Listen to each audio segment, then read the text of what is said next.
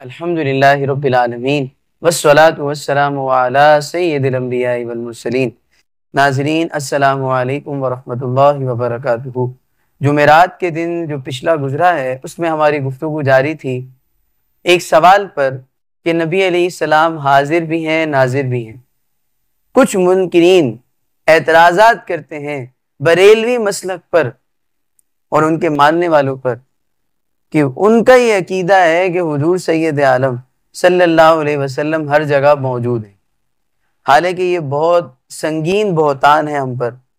اسی بنا پر ایک اور یہ اعتراض کرتے ہیں ہم پر کہ جو بریلوی حضرات ہیں وہ اپنی محافلوں میں ایک خالی کرسی رکھتے ہیں اور کہتے ہیں کہ حضور اس پر آ کر بیٹھیں گے۔ اس کے بعد پھر یہ صلاۃ والسلام کے لیے اس لیے کھڑے ہوتے ہیں کہ اس وقت حضور آتے ہیں، اور جب اذان ہوتی ہے تو اشہد ان محمد رسول اللہ پر یہ کھڑے ہو جاتے ہیں اس لیے کہ اس وقت حضور آتے ہیں۔ تو نعوذ باللہ ہم پر یہ اعتراضات کرتے ہیں اقامت کے حوالے سے اور محافل میلاد کے حوالے سے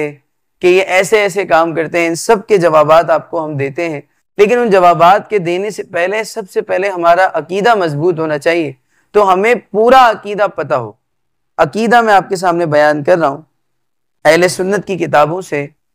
کہ عقیدہ اہل سنت کے مطابق حضور صلی اللہ علیہ وسلم کے لیے جو ہم کہتے ہیں نا حاضر اور ناظر،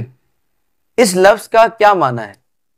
اس لفظ کا ہرگز یہ معنی نہیں ہے کہ حضور علیہ السلام کی بشریت مطہرہ ہر جگہ اور ہر ایک کے سامنے موجود ہے،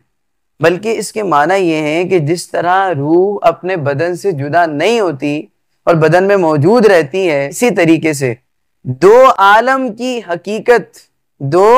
عالم کے سردار صلی اللہ علیہ وسلم کی حقیقت منورہ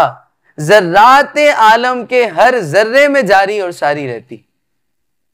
جس کی بنا پر حضور علیہ السلام اپنی روحانیت اور نورانیت کے ساتھ بیک وقت متعدد جگہوں پر موجود ہوتے ہیں، اور بزرگان دین آپ کا دیدار بھی کیا کرتے ہیں اور اپنی آنکھوں سے آپ کا مشاہدہ بھی کرتے ہیں، اور نبی علیہ السلام سے رحمت بری باتیں بھی سنتے ہیں، اور حضور کی عنایت بھی ان بزرگان دین پر برستی ہے۔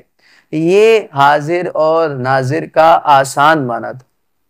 کیا کہ حضور علیہ السلام اپنے غلاموں کے سامنے ہیں تو اس کا مطلب حاضر ہیں، اور اپنے غلاموں کو نظر مبارک سے دیکھ رہے ہیں اس لیے ناظر ہیں۔ تو آپ حاضر بھی ہیں ناظر بھی ہیں۔ اب ہم پر جو اعتراض ہوئے اس کے میں جوابات دیتا چلوں کہ محفل میلاد میں جو ہم کرسی رکھتے ہیں وہ علماء اور مشائخ کے لیے رکھتے ہیں، نہ کہ اس لیے کہ اس پر حضور آ کر بیٹھیں گے۔